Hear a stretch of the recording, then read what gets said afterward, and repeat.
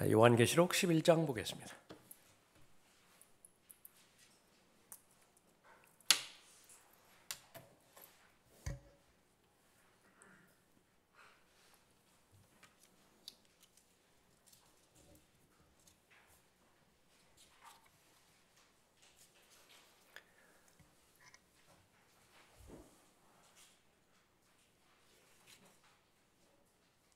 라카만 목사님에 따르면 성경을 여는 열쇠가 바로 요한계시라고 말씀하셨는데, 요한계시록 가운데서 11장은 오늘 다루고자 하는 11장이죠. 11장이 요한계시록을 여는 열쇠라 그렇게 말씀하십니다. 요한계시록 11장에 의해서 요한계시록이 열리고요, 또 요한계시록에 의해서 구약 성경이 열리게 됩니다. 구약에는 다니엘이 포함되어 있죠.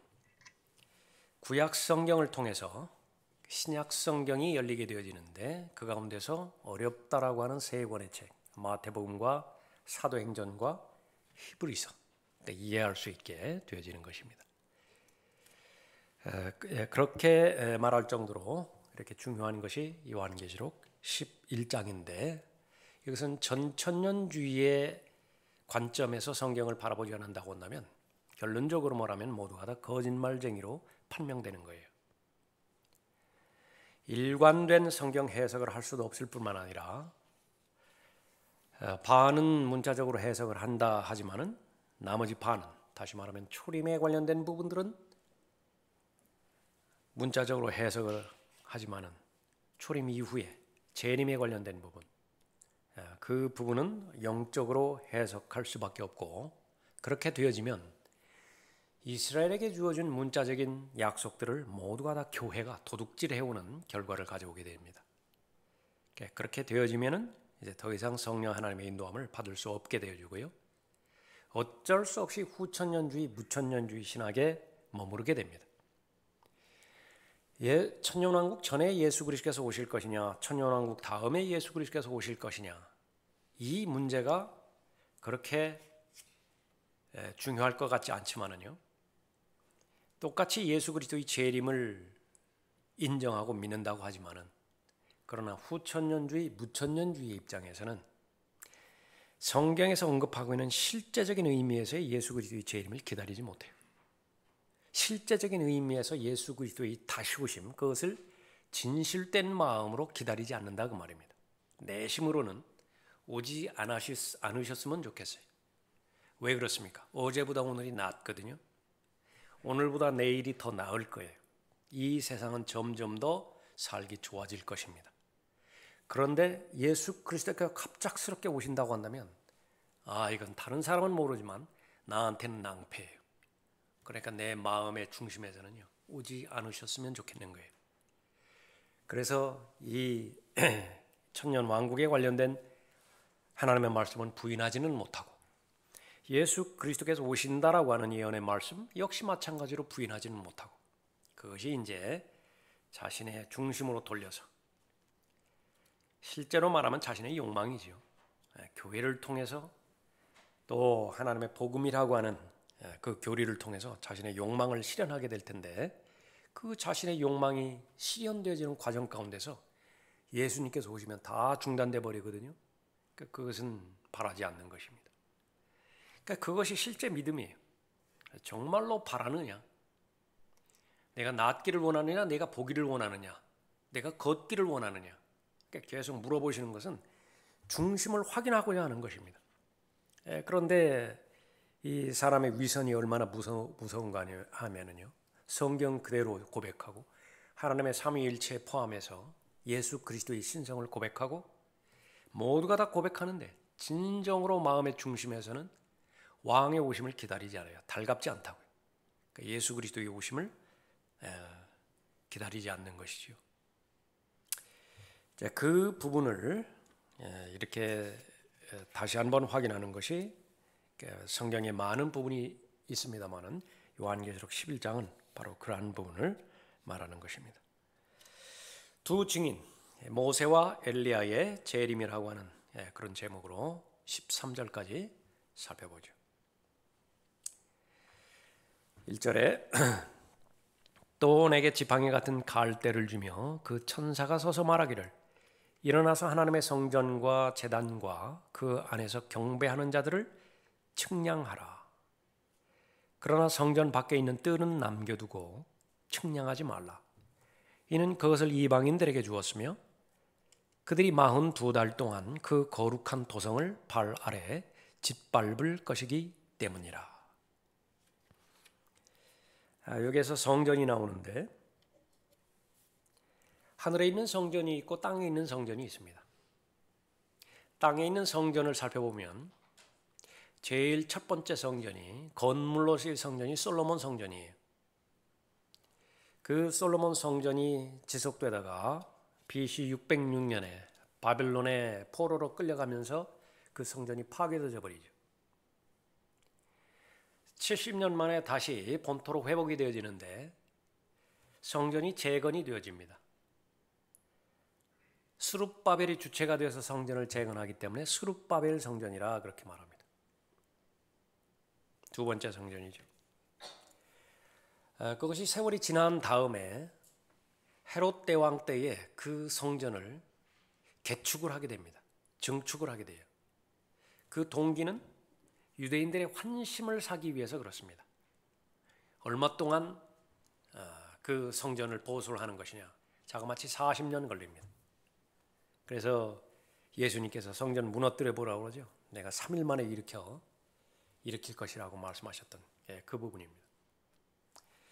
그러다가 AD 70년에 요한계시록이 AD 90년경에 쓰여졌죠. 요한이. 그러니까 그보다 20년 전에 티투스에 의해 가지고 성전이 파괴가 되어 버립니다. 그래서 성전이 없어요. 지금은 성전이 없습니다. 그러다가 교회가 휴거되어지고 대환란이 오게 되어지면 이제 문자적인 성전이 다시 건립이 됩니다. 성전에서는요, 성막, 장막을 성전이라 부르기도 합니다. 또 건물을 성전이라 부르기도 하고요. 그래서 대환란 때 성전이 세워지는 것은 그리 오랜 시간이 걸리지도 않습니다. 또 요즘 같은 건축 기법에 의하면 며칠 만에 건물이 세워져 버리기도 하죠. 그래서 헤롯처럼 무슨 40년이 걸린다든지 그런 그 부분은 아닙니다. 그러다가 예수 그리스도의 재림과 더불어서 천년왕국 때에 천년왕국 성전이 세워집니다. 예루살렘의 중심에 성전이 세워지는 것입니다. 그러니까 땅에 있는 성전들이. 그러나 요한계시록에 보면 하늘에 있는 성전도 나오죠. 그래서 본래는 하늘에 그 실체가 있는데 그 실체인 성전을 모세에게 보여주셨죠. 그 모습, 그 모형대로 지으라고. 그렇게 해서 땅에 있는 성전이 이루어진 것이거든요. 8장에 보십시오. 요한계시록 8장 3절에 다른 천사가 나와서 금향로를 가지고 제단에 서서 많은 향을 받았으니 이는 모든 성도의 기도와 함께 그것을 보좌 앞에 있는 금 제단에 드리고자 함이더라. 그 향의 연기가 성도들의 기도와 함께 그 천사의 손에서 하나님 앞으로 올라가더라. 그 천사가 향로를 가져다가 제단 불을 담아서 땅에 쏟으니 거기에서 음성들과 천둥들과 번개들과 지진이 일어나더라. 하늘에 있는 성전입니다. 또한 그것은 요한계시록 11장 19절에 보면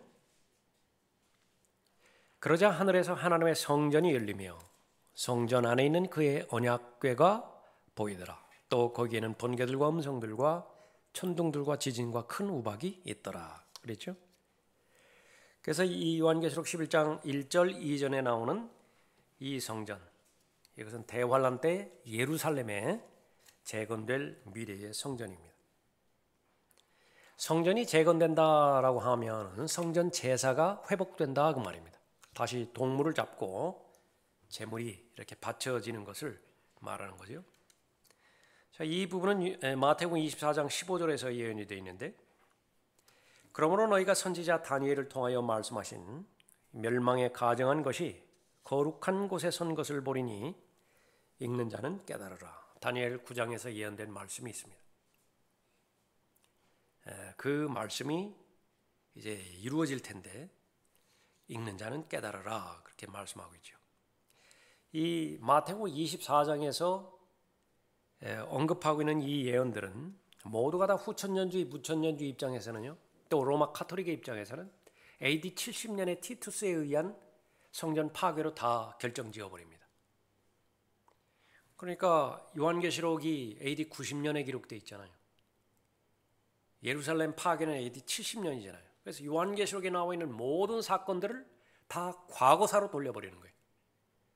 그러니까 여기에서 나오는 로마 카톨릭이라든지 종교 통합이라든지 적그리스도의 출현이라든지 이제 이 요한계시록 11장에서 짐승이 이제 출현하게 되어지는데 이 모든 부분들은 과거의 역사에 있었던 로마 제국이라든지 로마 그 카톨릭 이게 그 과거사라든지 그러니까 그런 쪽으로 다 돌려버리는 것입니다. 그러니까 미래에 적용될 말씀이 없어요.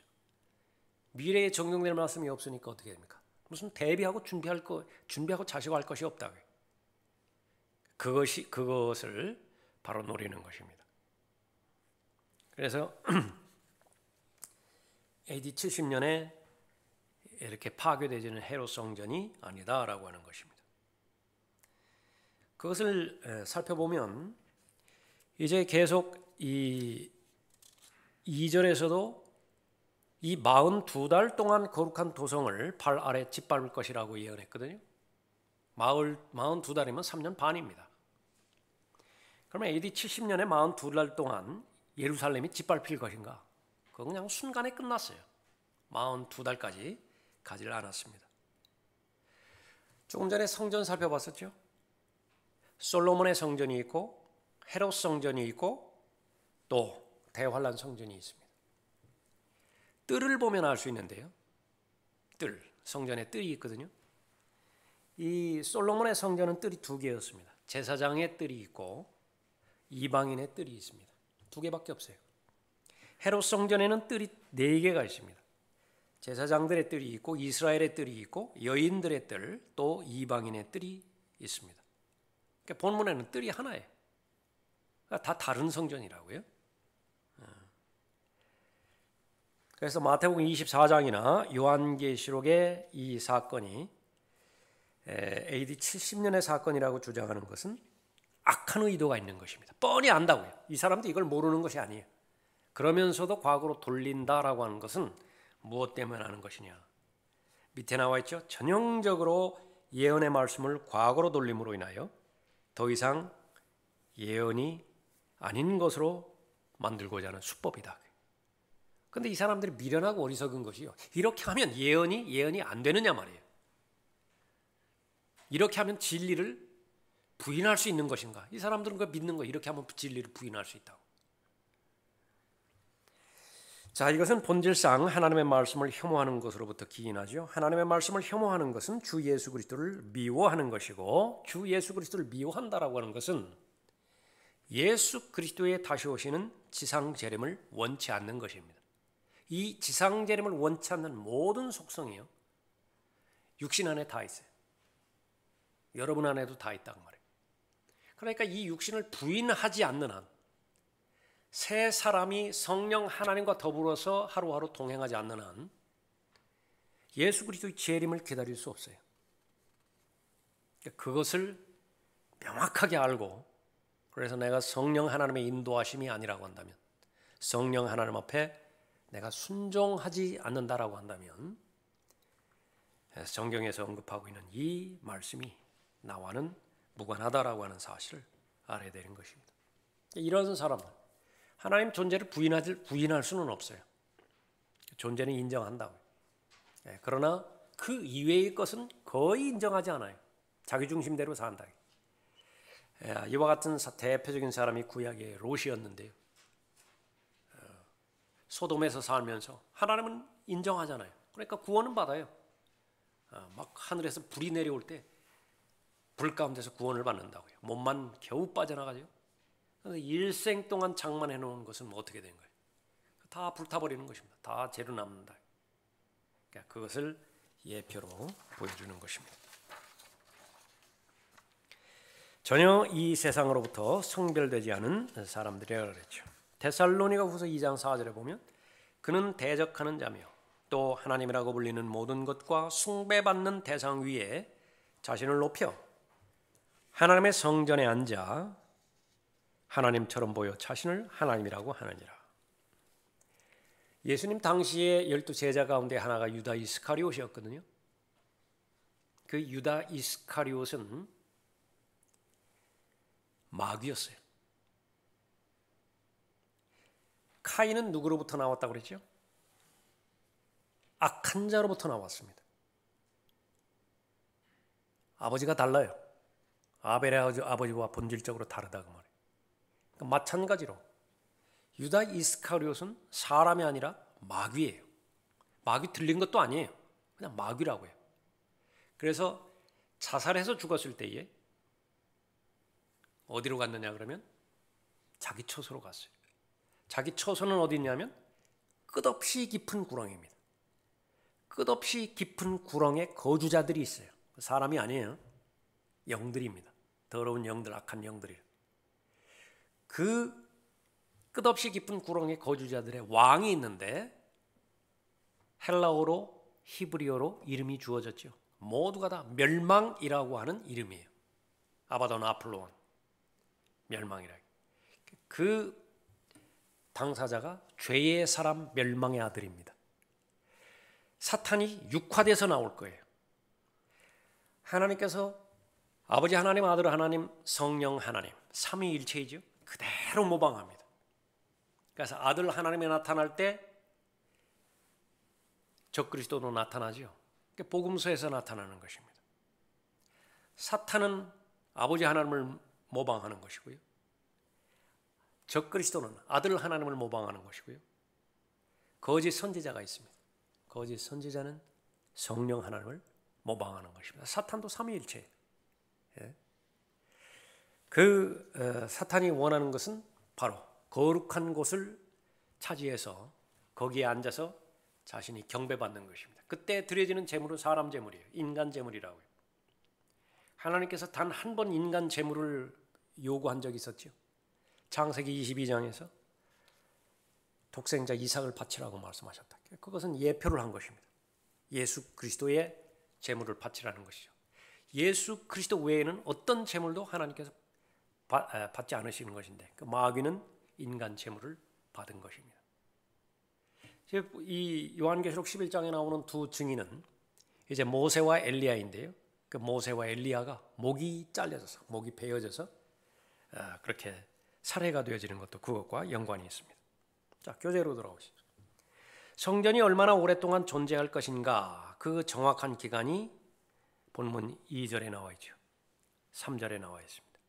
2절에 30일을 한 달로 해서 42달 1260일. 그래서 성경에서 나오는 한 달은 30일입니다. 30 하나가 아니에요. 30 그것을 한 달로 해서 42달이라 그렇게 말합니다. 그래서 이스라엘과 유대인은 잠정적으로 교회 시대 기간에 거부당했지만은 곧 회복될 것입니다. 이것을 성전을 보면 알 수가 있는 것입니다. 3절에 내가 나의 두 증인에게 권세를 주리니 그러면 그들이 굵은 베옷을 입고 1260일을 예언하리라고 하더라.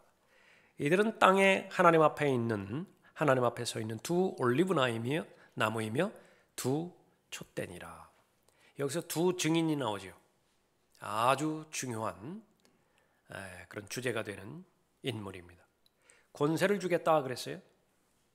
그러면 그들이 굵은 베옷을 입고 1260일을 예언하리라. 이들은 땅에 하나님 앞에 서 있는 두 올리브나무이며 두 촛대니라 그랬습니다. 올리브나무라든지 촛대라든지 이것은 다 구약 용어예요.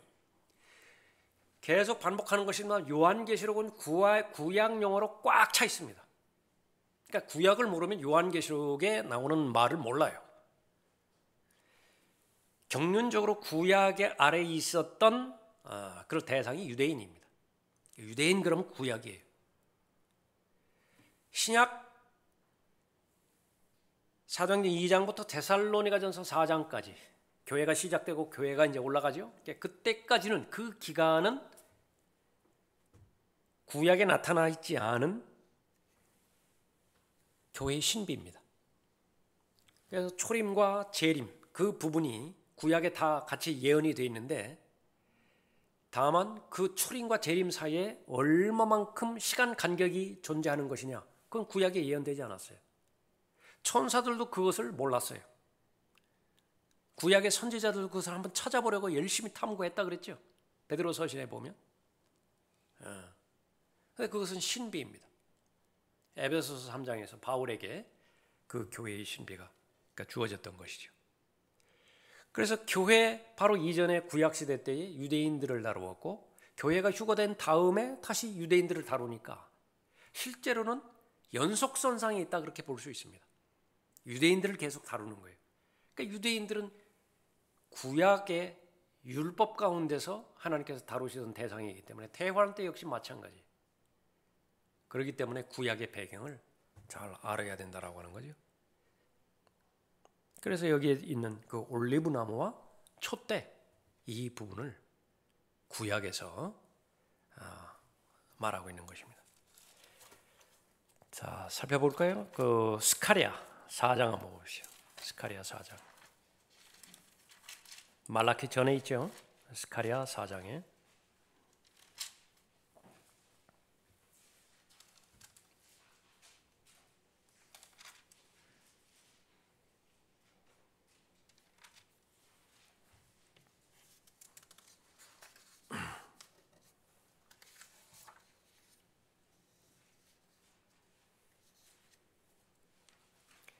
나와 말하던 그 천사가 다시 와서 나를 깨우니 나는 마치 잠에서 깨어난 사람 같더라. 이것은 계속해서 언급되어지는 부분이 이 스가랴 이 3장부터 이렇게 봐야 되는요. 3장 1절에 보면 또 대제사장 여호수아가 주의 천사 앞에 서 있고 사탄이 그를 저지하려고 그의 오른편에 서 있는 것을 그가 내게 보여주시더라.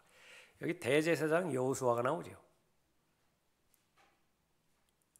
두 인물이 나올 텐데 하나는 대제사장 여호수아이고요. 또 하나는 유다 총독 스룹바벨이 나와요. 이 두 사람에 대한 문맥이 스가랴 3장과 스가랴 4장입니다. 무엇 때문에 나오는 것이냐? 대제사장 여호수아하고 유다 총독 스룹바벨이 해야 될 일이 있다고요. 그 일은 무엇이냐 그러면 70년 포로에서 돌아와서 예루살렘을 회복해야 돼요. 성전을 재건해야 됩니다. 그 일이 너무나 막중한 일이기 때문에 성령께서 그 두 사람에게 기름을 부어요. 그 똑같은 상황이 똑같은 그 배경이 학개에 나와 있습니다. 학개에도 두 사람이 등장을 한다. 대제사장 여호수아와 유다 총독 스룹바벨이 등장을 하는 것입니다. 이것을 마귀가 저지하지 않을 이유가 없어요. 제일 싫어하는 일이죠. 그러니까 마귀가 극심하게 반대를 하는 것입니다. 그 배경이 지금 3장 1절이에요. 또 대제사장 여호수아가 주의 천사 앞에 서 있고 사탄이 그를 저지하려고 그의 오른편에 서 있는 것을 그가 내게 보여주더라. 그리고 주께서 사탄에게 말씀하시기를 오 사탄아 주가 너를 책망하노라. 예루살렘을 택한 주가 너를 책망하노라. 이것이 불에서 꺼낸 나무가 아니냐 하시니라. 그때 여호수아가 더러운 옷을 입고 그 천사 앞에 섰더니 주께서 자기 앞에 서 있는 자들에게 대답하여 일러 말씀하시기를 그에게서 더러운 옷을 벗기라 하시고 그에게 말씀하시기를 보라 내게서 내 죄악을 제하였으니 내가 옷을 바꾸어 너를 입히리라 하시기에. 이러한 배경에서 이제 4장으로 옵니다. 4장에 오세요. 나와 말하던 그 천사가 다시 와서 나를 깨우니 나는 마치 잠에서 깨어난 사람 같더라.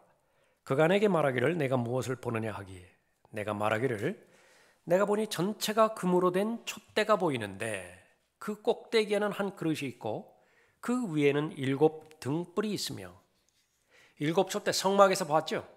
그러니까 그 촛대를 말하는 것입니다. 그 꼭대기 위에 있는 7 등불에는 7 관이 있고 그 곁에는 2 올리브가 나무가 있는데 올리브 나무는 생명나무예요. 성령 하나님과 아주 관련된 나무죠. 올리브 나무가 있는데 하나는 그 그릇의 오른편에 또 하나는 그것의 왼편에 있나이다 하고 내가 그렇게 대답하고 나서 나와 말하던 그 천사에게 고하여 말하기를 내 주여 이것들이 무엇이니까 하니 나와 말하던 그 천사가 내게 대답하여 말하기를 너는 이것들이 무엇인지 알지 못하느냐 하기에 내가 말하기를 내 주여 모르나이다 하였더라. 그러자 그가 내게 대답하여 일러 말하기를 이것이 스룹바벨에게 하신 주의 말씀이라. 말씀하시길 힘으로도 아니요 능력으로도 아니며 오직 나의 영에 의해서니라. 만군의 주가 말하노라 하셨느니라. 오 큰 산아 내가 누구냐? 너는 스룹바벨 앞에서 평지가 되리라.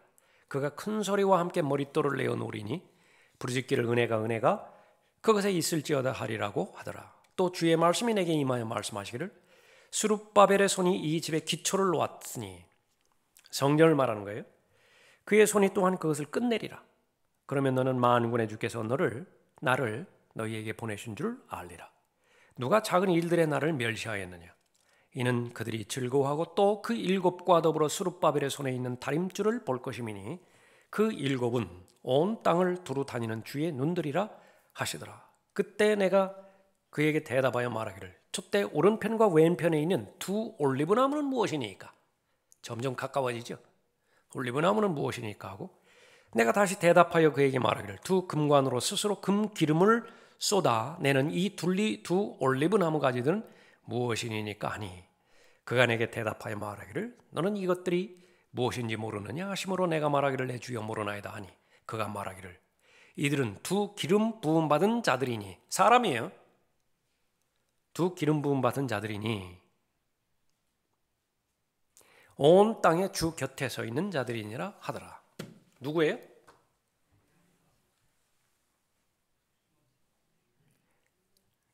대제사장 여호수아와 스룹바벨이라 말이에요. 두 올리브나무예요. 무엇을 강력하게 예표하고 있는 것이냐? 이것이 바로 요한계시록 11장에서 언급하고 있는 결론적으로 말하면 모세와 엘리야를 예표하고 있는 것입니다. 둘 다 목적이 뭐예요? 재건이라고. 예루살렘 재건과 또 성전 회복이죠. 지금 역시 마찬가지로 요한계시록 11장에서 나오는 두 증인 모세와 엘리야인데 모세와 엘리야에도 증거하라고 말씀하셨는데 그러니까 이 사람들은 증거하는 것이 비즈니스예요. 일이라고요. 증거를 위해서 왔다고요. 마치 모세가 출애굽기에서 파라오 왕 앞에서 모세가 해야 될 일은 증거하는 일밖에 없습니다. 그래서 모세와 아론이 해야 되는 전체 일은 무엇이냐? 파라오 앞에 가서 증거하는 것이에요. 내 백성 가게 하라. 내 백성 가게 하라. 하나님의 메시지인데 그대로 하라고. 당신 그대로 하라고. 그 말씀을 증거했을 때에 파라오가 고집듣지 않음으로 인해서 계속해서 재앙이 내려지게 되죠. 결국은 그 증거대로 이 모세가 말한 대로 내 백성을 가게 하라. 그렇게 해서 파라오가 거기에 잠정적으로나마 순종을 하게 되어지는 거죠.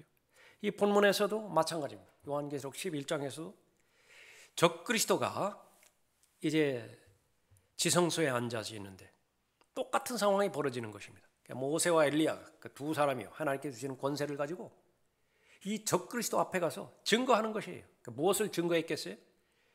주 예수 그리스도를 증거했겠죠.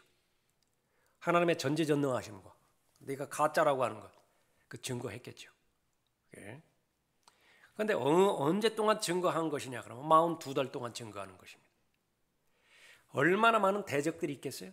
수많은 대적들이 공격하겠죠. 그때에 다 이 증인들의 입에서 나오는 하나님의 말씀의 권능으로 다 이겨버립니다. 언제까지? 그 소임을 마칠 때까지. 그 소임을 마치게 되어지면 두 사람은 죽는데 어떤 죽음으로 죽게 되어지는 것이냐? 두동강이 나요. 몸이 두동강이 된다고 그래요. 교수형 당하면 두동강 안 나죠.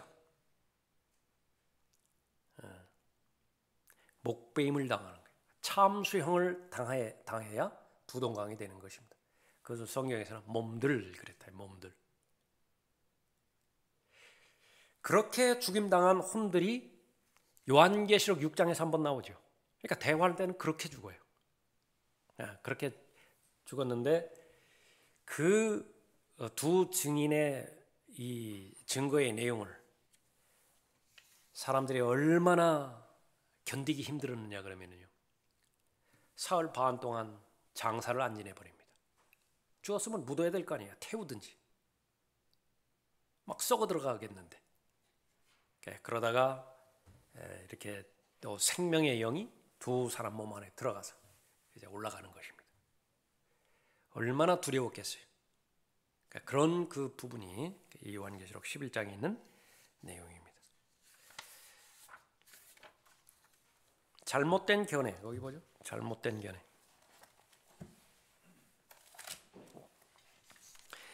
몰몬교에서는 하나는 성경이고 하나는 몰몬경이라 그렇게 봅니다. 카톨릭에서는 하나는 정경이고 하나는 외경이라 그렇게 보고요.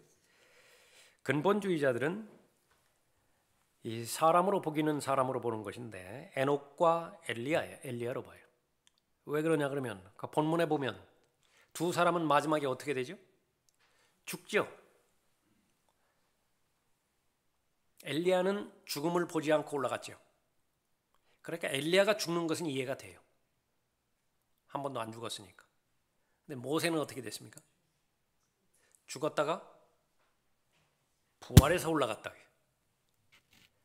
마태복음 17장에 나타났잖아요. 그러니까 부활된 몸이 어떻게 죽을 수 있느냐? 여기에 꽂혀버린 거예요. 여러분은 어떻게 생각하세요? 부활된 몸이 죽었는데 한번 다시 살아났다. 그 몸이 어떻게 죽느냐? 수많은 사람들이 두 번 죽죠. 대표적인 사람이 요한복음 11장에서 나사로였어요. 죽었다가 살아났는데 또 죽었다. 유두고도 설교가 너무 길어가지고서 창문가에 앉아서 졸다가 떨어져서 죽었죠. 바울이 살려줬어요. 유두고 지금까지 살아있나요? 또 죽었다. 그런 수많은 사람들이 있어요. 그런 사람들뿐만 아니라 죽은 사람들, 구원받지 못하고 죽은 악한 자들이 한번 다시 살아난다고요. 어디에서 살아나죠? 요한계시록 20장에서 큰 백보자 심판에서 다시 살아나잖아요. 부활하잖아요. 그렇게 해서 그 부활된 몸들이 어떤 언도를 받게 돼요? 죽음의 언도를 받게 된다. 또 죽어요? 그것을 무슨 사망이라고 그랬습니까? 둘째 사망이라고 했다. 그러니까 한 번 죽는 것은 사람들에게 정해진 것이고 그 뒤에는 심판이 있는 것 같이라고 하는 히브리서 9장 27절을 교리로 삼아버린 사람들이 있다. 근본주의자들이. 그것은 교리가 아닙니다. 히브리서에서 우리가 살펴봤지만 그것은 비교하기 위해서, 대조하기 위해서 언급한 부분이고요. 실제로는 두 번 죽는 사람이 많다. 그 근거에서 바로 부활된 모세가 다시 죽을 수 없으니까 에녹이 그렇게 죽어야 된다. 그렇게 말하고 있는 것입니다. 자, 그것은 아니고요. 나의 두 증인에 대한 성경적 진리는 모세와 엘리야이다 그랬습니다. 이 두 사람이 얼마나 많이 공통점이 있는 것인가 몇 가지만 살펴보면 둘 다 구약의 마지막에 재림과 관련되어서는 언급되죠. 말라키 4장에서는 고유명사가 5개 나옵니다. 그 가운데서 모세가 나오고 엘리야가 나와요. 예수 그리스도께서 재림하실 때에 다시 선지자 엘리야가 나오게 되는 것이죠. 모세도 함께 등장하는 것입니다. 야고보와 요한이 탐냈던 장소 어디라고 그랬죠? 예수님 오른편과 왼편. 그리스도의 왕국과 관련돼서 모세와 엘리야가 나타나죠. 이 둘은 올리브나무로 예표가 되어집니다.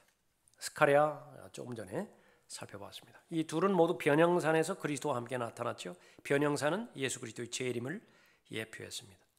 재림을 예표했다라고 하는 것을 어떻게 알 수 있는 것이냐? 베드로후서 1장 16절 이후가 있기 때문에 더 확증되는 것이죠. 그것은 목격자들이었다. 베드로가 그렇게 말하는 것입니다. 자, 이 둘은 모두 과거에 보면은 입에서 나오는 말로 적들을 멸망시켰습니다. 민수기 16장에서는 코라의 모반 때에 모세가 행했던 그 기적이고요. 열왕기하 1장에서는 엘리야가 행했던 기적입니다. 열왕기하 1장만 살펴보면 엘리야가 대답하여 50부장에게 말하기를 만일 내가 하나님의 사람이라면 하늘에서 불이 내려와 너와 너의 50명을 살으리라 하자 하늘에서 불이 내려와 그와 그의 50명을 사르더라 그랬습니다. 여기서는 불이 많이 나오는데 어디에요 거기? 5절에 보십시오. 요한계시록 11장 5절에 누구든지 그들을 해치려고 하면 그들의 입에서 불이 나와 그들의 원수를 삼키리니 누구든지 그들을 해치려고 하면 반드시 이와 같이 죽게 되리라. 이들에게는 하늘을 닫는 권세가 있어서 그들이 예언하는 날 동안 비를 오지 못하게 하고 엘리야죠. 야고보서 5장에 의하면 3년 반 동안 비가 오지 않았어요. 물을 피로 변하게 하는 권세도 있어 모세였습니다. 원하는 때면 언제든지 온갖 재앙으로 땅을 치리로다 그랬습니다.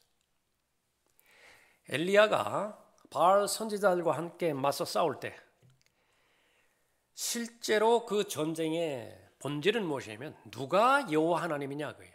누가 진짜 하나님이냐라고 하는 거죠. 그러니까 그것을 어떻게 알아요? 불심판이라고 해요. 불심판.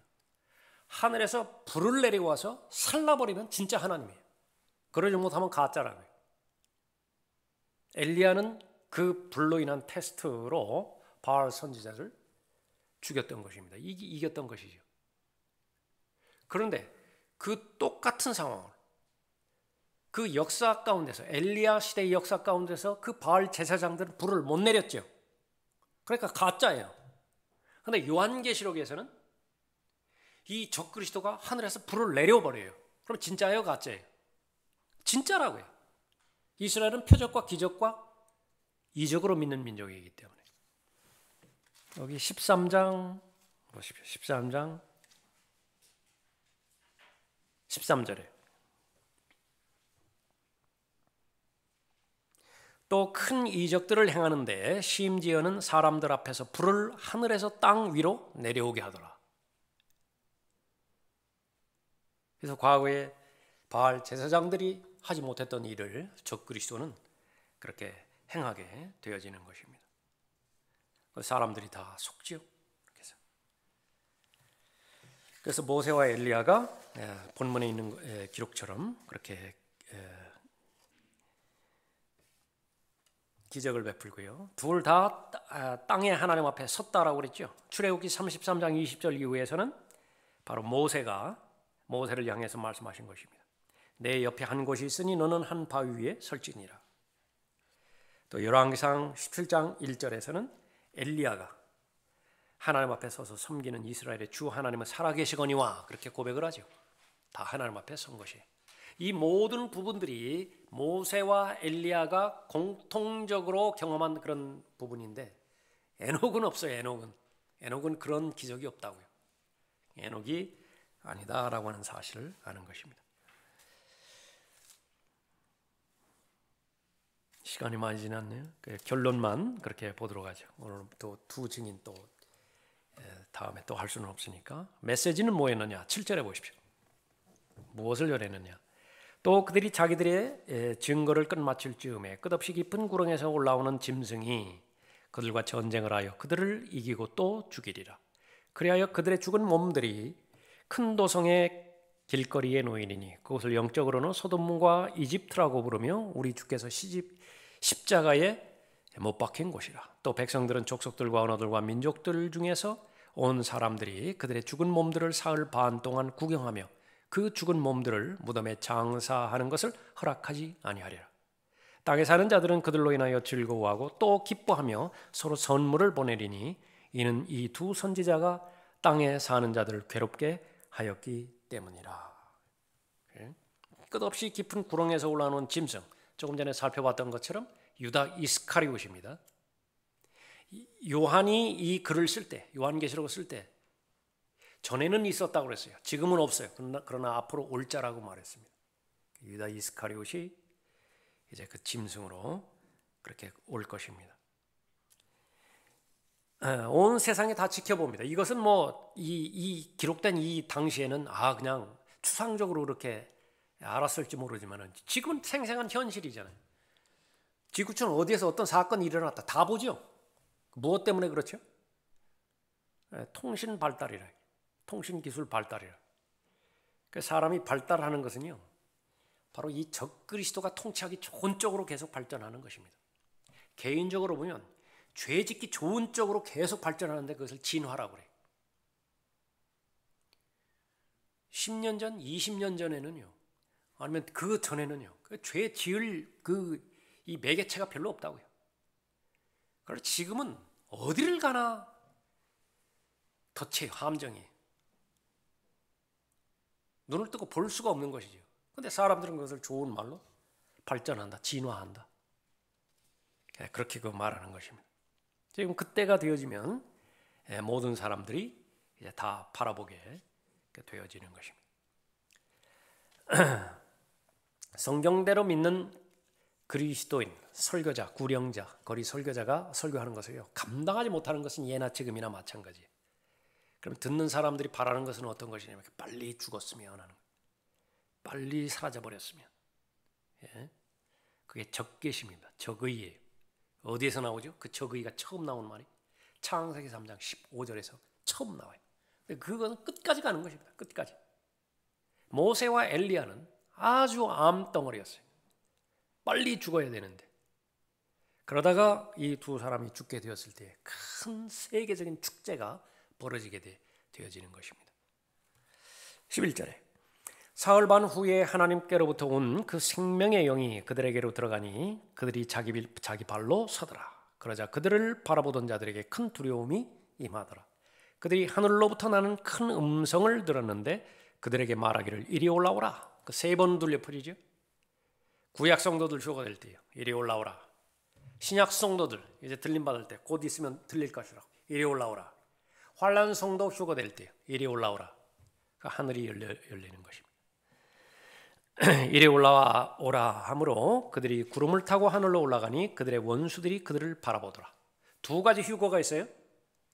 데살로니가전서 4장에서 휴거가 있다고요. 그 휴거는 눈에 안 보여요. 아무도 몰라요. 이리 올라오라 소리 들으면 천둥 소리, 핵폭탄 터지는 소리, 그렇게 들릴 수밖에 없습니다. 그러나 여기에서의 휴거는 다 보아요. 환난 성도의 휴거는 모두가 다 본다고요. 다른 휴거입니다.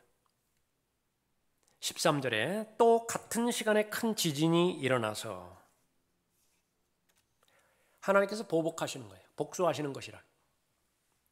다 건져난 다음에 하나님께서 남은 자들 다 건져 올라가시죠. 그 다음에 이 땅은요, 그 진노의 대상밖에 없기 때문에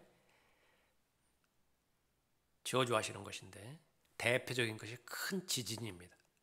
또 같은 시간에 큰 지진이 일어나서 도성의 10분의 1이 무너지니 그 지진으로 죽은 사람들이 7,000명이었더라. 남은 자들은 무서워하며 하늘의 하나님께 영광을 돌리더라. 이 지진은 앞으로 계속 반복됩니다. 8장에서도요.